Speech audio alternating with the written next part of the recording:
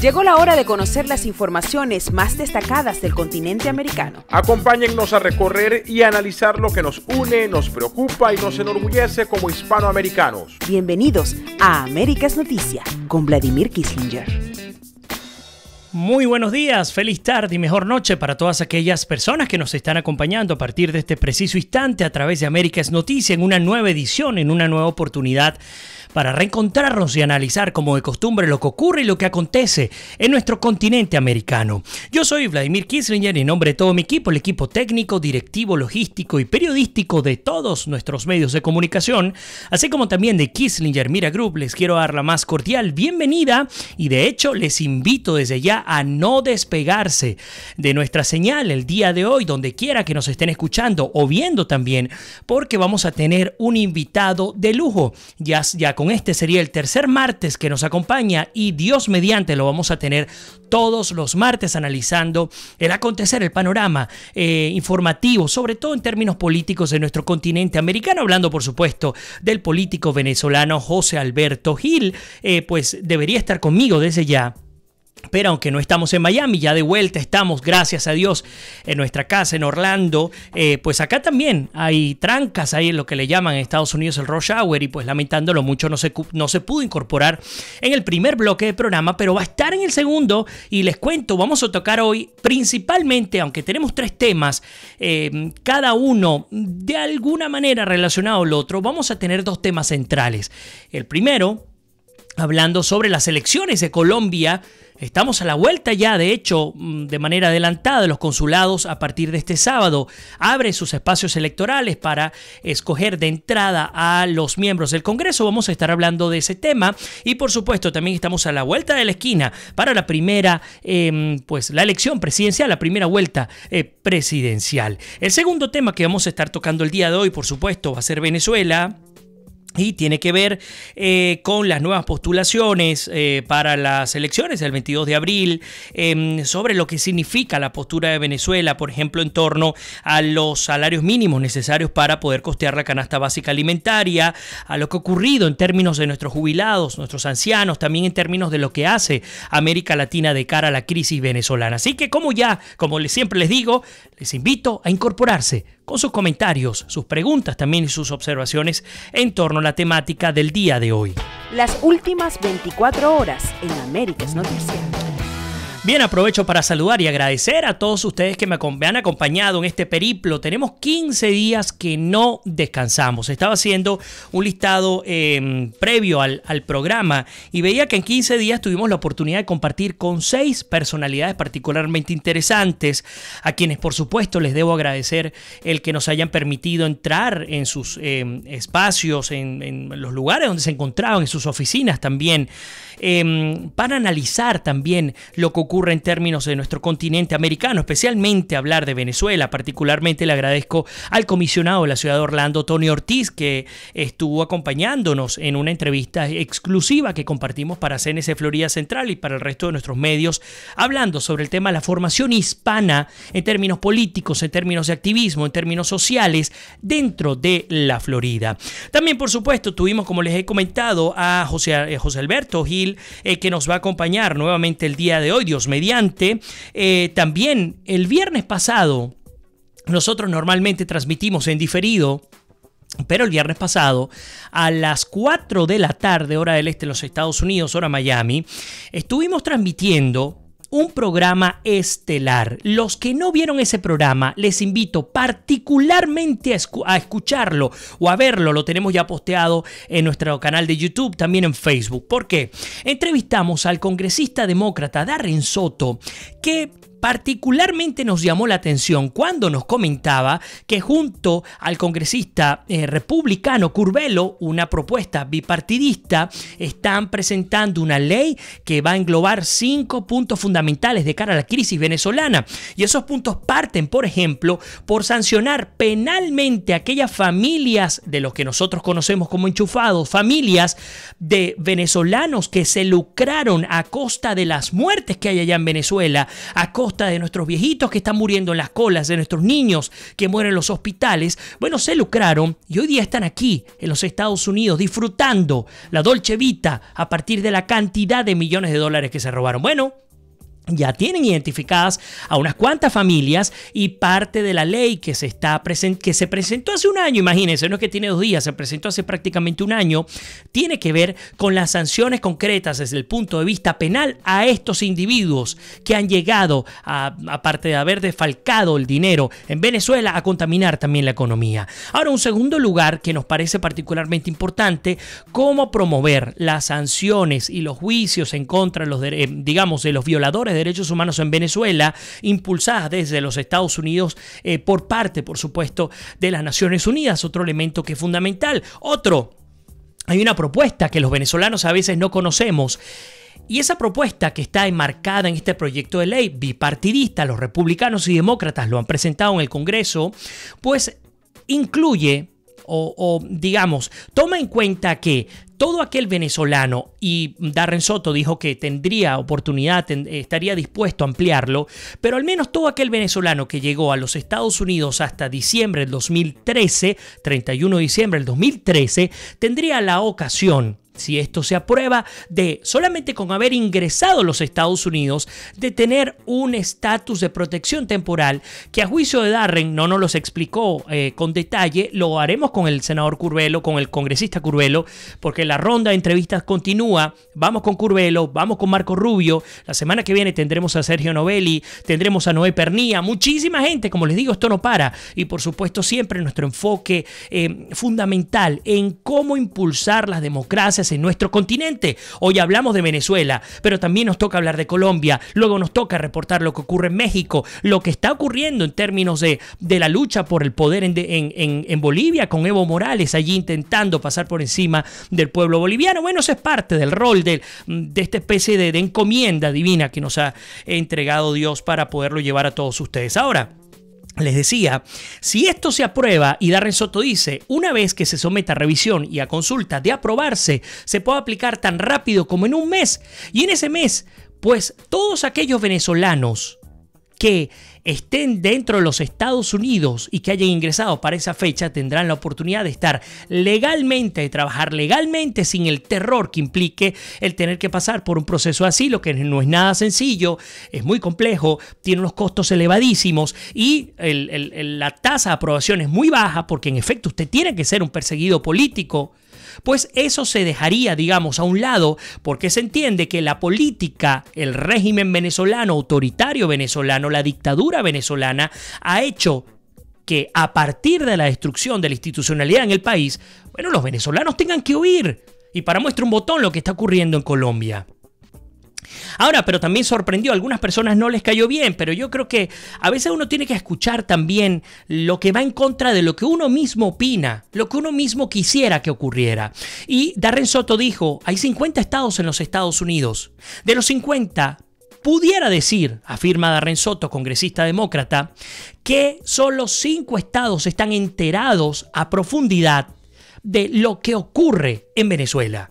Por supuesto salió mucha gente a decir que él estaba mintiendo, pero yo coincido con el congresista Soto. ¿Y ustedes saben por qué? Porque no es lo mismo escuchar a Donald Trump hablando de lo que ocurre en Venezuela a conocer a profundidad lo que está pasando. Ahora, nos invita además, nos dice, hey, esto no es para desanimarnos, todo lo contrario, nos invita a que nos encarguemos de escribir todas las cartas y comunicaciones posibles y atención a nuestra comunidad venezolana en cualquier parte de los Estados Unidos, incluso fuera de los Estados Unidos, bienvenidos a hacerlo, a escribir cartas, y lo están haciendo hoy justamente al cierre de esta edición. Un grupo importantísimo de venezolanos han remitido, si mal no recuerdo, 256 cartas al Congreso, a todos los congresistas, por supuesto, por duplicado, etcétera, para poder, digo en duplicado porque además incluyen al Senado, incluyen a otras figuras del Ejecutivo, para hacerles ver lo que ocurre en Venezuela. Esos son hechos puntuales. Cuando a mí me pregunta alguien afuera,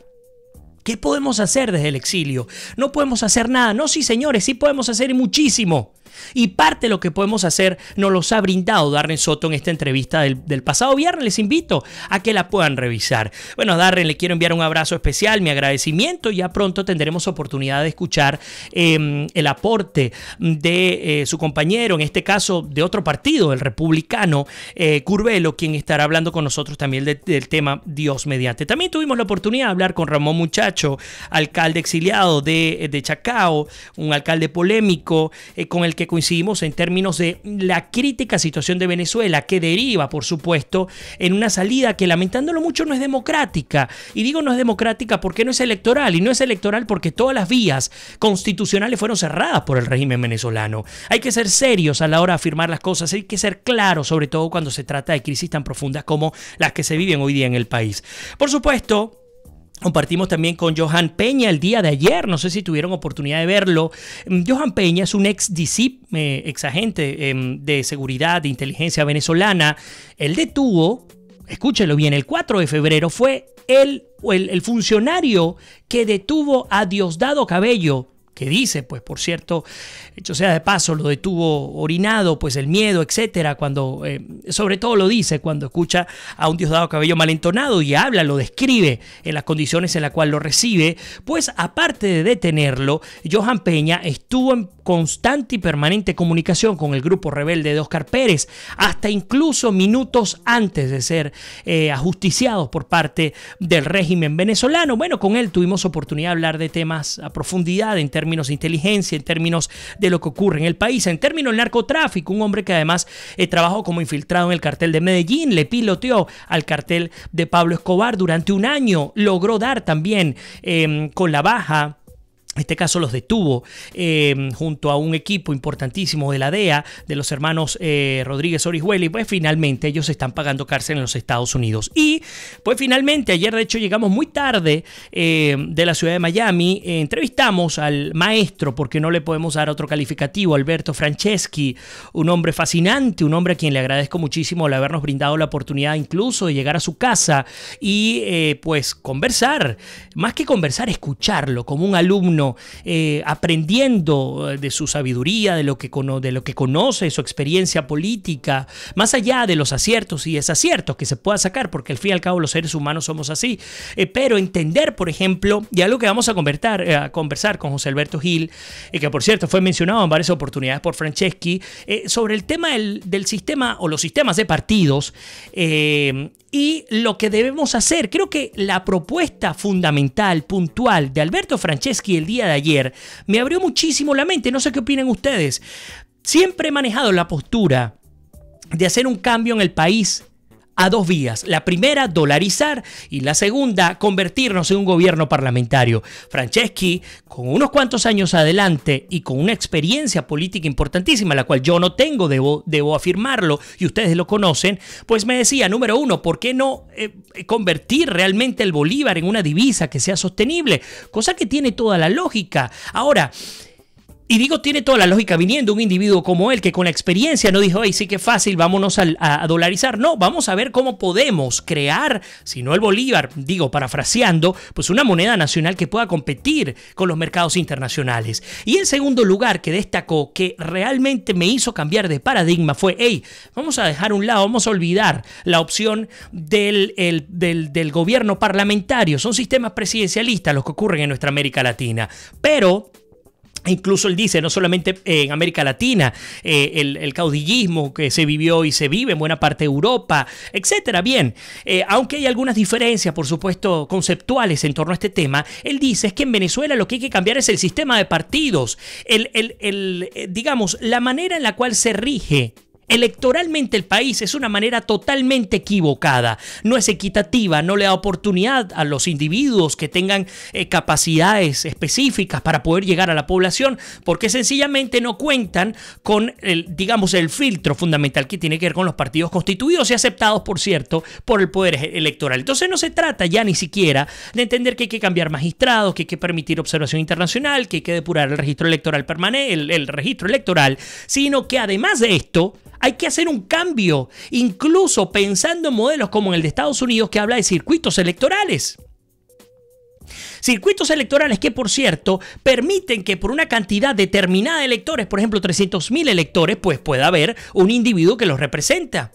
Y que además esto significa que la proporcionalidad no se basa, escúchenlo bien, no se basa en función necesaria al total de los votos, sino a la representación en cada estado, porque no tendría sentido pensar en los estados que tienen mayor cantidad de votantes, que aunque por supuesto tienen que tener mayor cantidad de representantes, eso es lo lógico, pues aquellos que sean estados pequeños no tengan oportunidad de tener representación. Entonces, bien interesante la postura del cambio de sistema de partidos a un sistema electoral verdaderamente ciudadano. Elementos importantísimos que aplican para todo el resto de nuestro continente. Y ahora con José Alberto vamos a tener oportunidad para hablar, por ejemplo, del fenómeno electoral que se vive en Colombia, la importancia del voto. Y fíjense qué interesante cuando se hace disímil, cuando nuestro discurso se divorcia, dependiendo de cada país, porque nosotros fomentando, yo particularmente fomento el voto electoral en Colombia. O sea, en Colombia no se puede dejar de votar. Es 55% de la población colombiana que suele abstenerse. Eso no tiene sentido. Ahora bien, pues en el caso venezolano me dirán, bueno, ¿y por qué no puedes optar también por esta vía? Bueno, sencillo, no se puede optar por la vía electoral porque sencillamente no hay, no solo un árbitro electoral que rija adecuadamente el destino del país desde el punto de vista de la máxima expresión de la democracia, sino además hay un sistema de partidos contaminado que ha cogobernado con el régimen venezolano y porque se acostumbró, cual matrimonio disfuncional, a golpes, a patadas, a empujones y a caricias también. Se acostumbró a vivir, a llevar la fiesta medianamente en paz.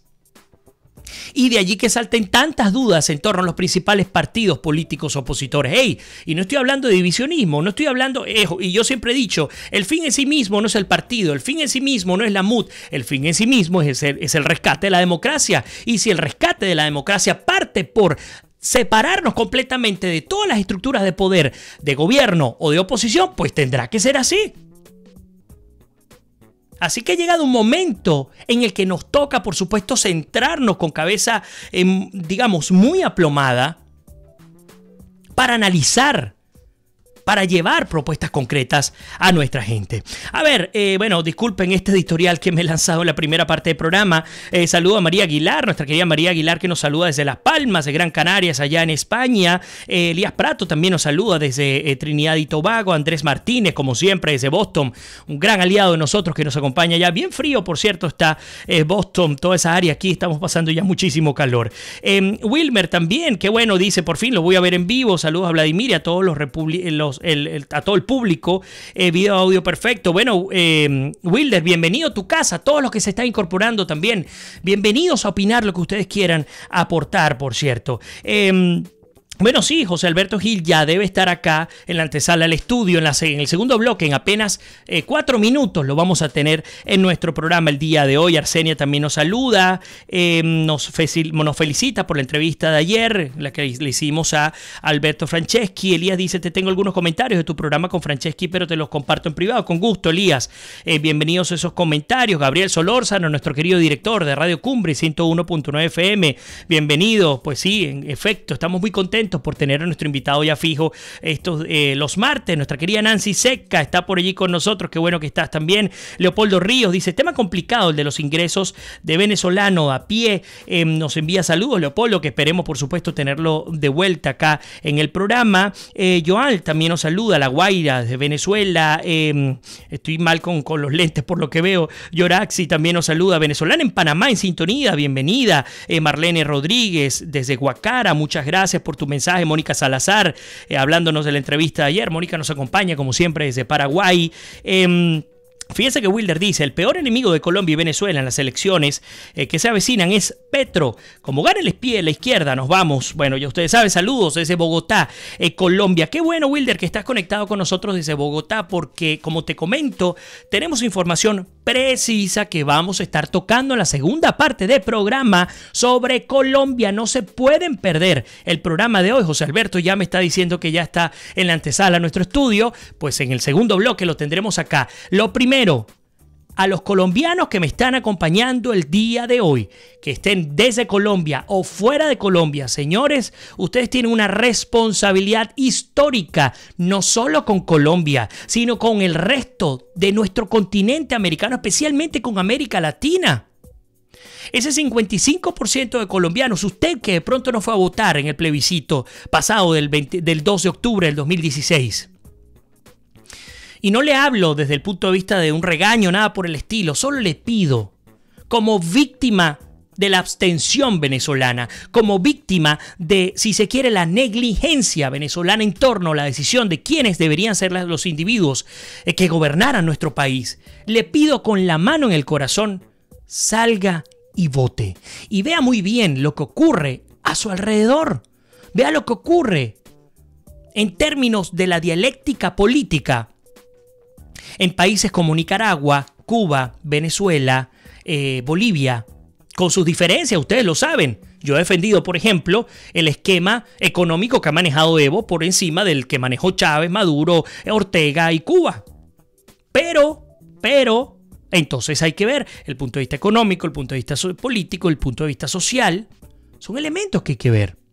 Ahora, también compare, por ejemplo, los cambios que se han generado desde Argentina, desde que Mauricio Macri tomó el poder. El kirchnerismo estuvo, si mal no recuerdo, 12 años en el poder. Y vea lo que ha hecho Mauricio Macri con todas las medidas impopulares que le ha tocado llevar adelante. Lo que ha hecho, saque sus conclusiones y vaya a votar. Este sábado, les adelanto, voy a estar con el equipo de CNC Florida Central desde el Consulado de Colombia. Vamos a ver a quienes tenemos la oportunidad de entrevistar. Vamos a estar cubriendo el proceso electoral colombiano. Me tendrán allí acompañando a nuestra comunidad colombiana. Porque, insisto, parte de este proyecto tiene que ver con entender que todo lo que ocurre en nuestros países nos afecta. A veces no nos damos cuenta de la magnitud que implica el desconocimiento de lo que ocurre en nuestros países en el continente. A ver, Elena, qué bueno que estás conectada desde Guadalupe. El programa con el señor Franceschi espectacular y el otro con el congresista demócrata, otro tanto. Bueno, gracias, Elena, un placer tenerte acá en casa. Felicitaciones de todo corazón. Bueno, gracias, por supuesto, y además que estés con nosotros. Lilia también dice, te apoyo desde Holanda, la orden, qué bueno, encantado de tenerte aquí en tu casa. Tamarindo nos dice, indispensable la intervención armada en Estados Unidos. Fíjate que esto lo hemos estado hablando, incluso con el congresista, al menos pareciera no estar... yo no sé si decir contemplada, porque dentro de los escenarios que se manejan seguros, este será uno de los escenarios, pero digamos que escuchando a Rex Tillerson, escuchando a la propia ONU, a miembros de la ONU, escuchando a los miembros de la OEA, escuchando a los miembros del Grupo de Lima, bueno, todo pareciera indicar que hay un mensaje directo a la fuerza militar venezolana. Y de ninguna manera se habla, digamos, este mensaje que se le envía con las ansias de pensar, así lo veo yo, Franceschi lo ve de otra manera, por la vía de un golpe. Yo lo veo en todo caso por la vía de una restitución constitucional. Es que tiene que restablecerse la Constitución. Además que ellos lo tienen por obligación. Juraron ante la bandera que ellos tendrían la obligación de hacer valer los derechos en Venezuela. No valen hoy día para nada. Bueno, el mensaje va directamente a ellos. Raquel nos saluda desde Australia, nuestra querida Lina Escobar, que pronto la tendremos acá en el programa Dios mediante, escritora colombiana también, a quien aprecio muchísimo. A ver, ¿qué más tenemos? A Lilia nos dice, ¿de dónde se pueden enviar las cartas? Bueno, a todos los representantes. Recuerden que el Capitolio, digamos, el Poder Legislativo en los Estados Unidos está conformado por la Cámara de Representantes y por el Senado.